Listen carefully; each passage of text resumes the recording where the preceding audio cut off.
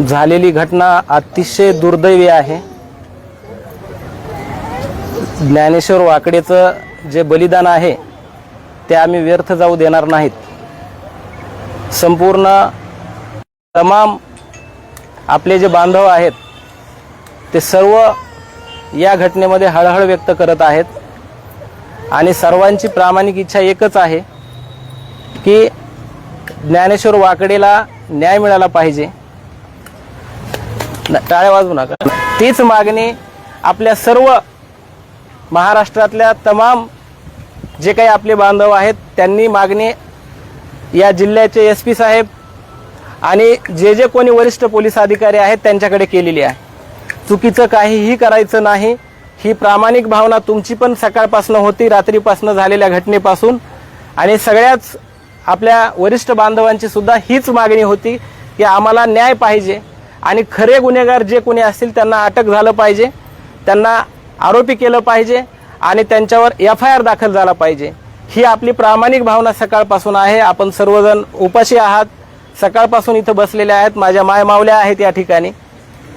शेवटी सगळ्यांचा रेटा आणि पोलिसांनी केलेला तपास आतापर्यंतचा आणि केलेली वस्तुस्थिती जी आहे झालेली या घटनेतली, याच्या सर्व गोष्टीचा विचार करून जो काही FIR या ठिकाणी नोंद होत आहे तो वस्तुस्थितीला धरून तो FIR नोंद होत आहे। त्यामुळे आपली जी मागणी आहे तुमची सगळ्यांची, गावकऱ्यांची आणि कुटुंबियाची, की याच्यात जे दोषी आहेत त्या सर्वांची नावं आरोपी म्हणून घेतलेली आहेत आणि जिथं आरोपी लपले होते, ज्यांनी कुणी लपवलं होतं त्यांना पण याच्यामध्ये आरोपी पोलिसांनी केलेलं आहे।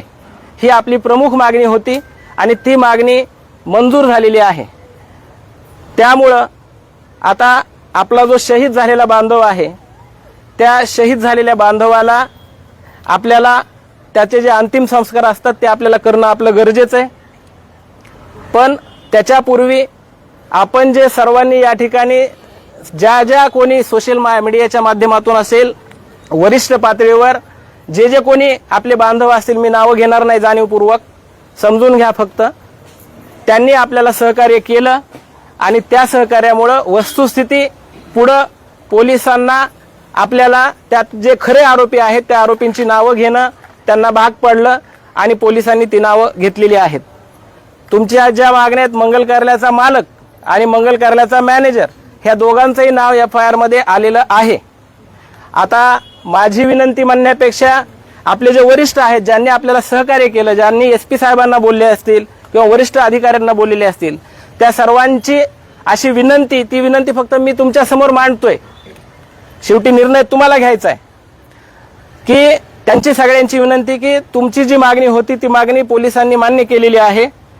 त्यामुळं इथून पुढचा तपास हा पारदर्शक होईल, इथून पुढचा तपास हा सर्व आरोपींना अटक केलं जाईल अशा प्रकारची हमी आपल्याला पोलीस अधिकाऱ्यांनी दिलेली आहे वरिष्ठ पातळीवरच्या, आणि साहेब सुद्धा आपल्याला या ठिकाणी आरोपींना अटक करण्याची हमी देतील। त्याच्यानंतर मला असं वाटतं की आपण सर्वांनी काय निर्णय घ्यायचा तो आपण अंतिम संस्काराचा निर्णय घ्यावा असं मला वाटतंय। म्हणण्यापेक्षा जे महाराष्ट्रातले आपले बांधव आहेत त्या सर्वांची ती इच्छा आहे की आमचा निरोप कळवा आपल्यांना, या ग्रामस्थांना आणि या कुटुंबियाच्या दुःखामध्ये सर्व जे आपले ज्येष्ठ मंडळी आहेत ते सामील आहेत, आम्ही पण आहोत। आणि या पुढच्या काळात जोपर्यंत आरोपी अटक होत नाहीत किंवा जोपर्यंत ह्या आरोपींना म्हणजे कोर्टाकडून शेवटची जी काही शिक्षा, फाशीची शिक्षा असते ती होत नाही, तोपर्यंत आम्ही कोणीही स्वस्थ बसणार नाहीत, एवढी हमी तुम्हाला आम्ही देतो। शेवटी तुम्ही निर्णय घ्यावा अशी माझी विनंती पट्टीवळगावकरांना। काय करायचं तुम्ही ठरवा। ती कोर्टात होते हो साहेब, कुणीतरी FIR वाचून दाखवा। माझ्यावर विश्वास आहे का? सगळ्या एक लक्षात घ्या थोडंसं, माझ्या बांधवांना विनंती, इथं सोशल मीडिया चालू आहे, मीडियाचे प्रतिनिधी आहेत आणि मला असं वाटतंय की FIR वाचून दाखवणं योग्य नाही। तुम्हाला ज्यांना कुणाला FIR वाचायचं आहे मध्ये येऊन बसा, मध्ये वाचून घ्या। हे रेकॉर्डिंग व्हायले, शूटिंग व्हायले आणि कोर्टाच्या दृष्टीने ते योग्य नसते. आम्हाला जे माहिती आहे ते कोर्टातलं मला माहिती आहे म्हणून मी तुम्हाला विनंती करायलो सगळ्यांना. प्रत भेटते तुम्हाला उद्या सोशल मीडियावर भेटेल. आता लगेच आपल्याला प्रत बी भेटते तुम्हाला, प्रत्येकाच्या व्हॉट्सअपवर पण दिली जाईल. एकच मिनिट. एफआयआर फाटला की ऑनलाईन प्रिंट आपल्याला कुठेही मिळते, पण ह्याची आपण कॉपी तुम्हाला व्हॉट्सअपवर सर्क्युलेट करू सगळ्यांना. लक्षात आलं? तर तुम्ही अटक झाला पाहिजे, मला बाकीचं काही बरं नाही. तर अटकच्या दृष्टीनं साहेबांना विनंती, तुम्हीच काय शब्द द्यायचा ती द्या. साहेबांना काय थांब ना भैया, 2 मिनिट थांब. त्यांच्या घरात म्हणजे कोण चोरच नाही. तुम्ही थांबा ना थोडं, आता थोडं थांबा ना. आता झाले ना आपल्या मनासारखं. काही गोष्टी काय असतात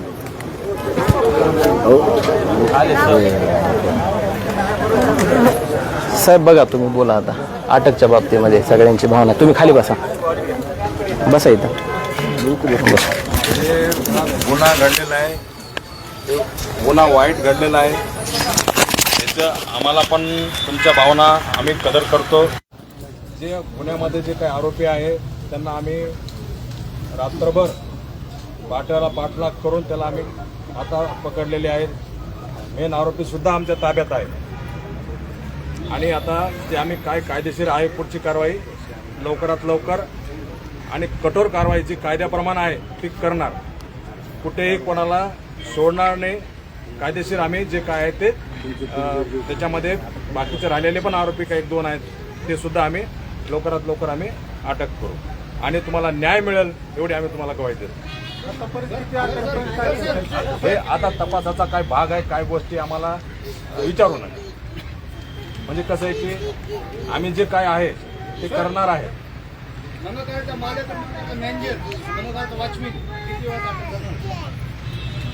हे त्या संबंधी आता एफआयआर मध्ये त्यांच्याबद्दल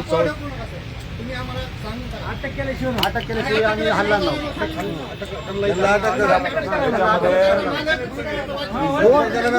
दोन आरोपी अटक कायदेशीर होईल. अटक किती केलं ते सांगा.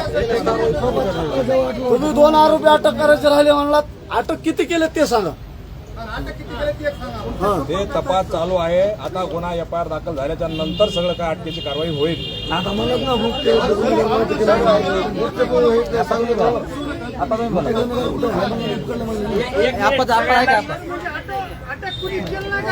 तुम्ही एकच मिनिट माझी विनंती आहे. हो आता थांबा सगळे वकील साहेब आहेत. तुम्ही सगळ्यांना विनंती, जरा कॅमेरे बंद करा ना. तुमच्या प्रश्नाची उत्तर देतो सगळ्यांना.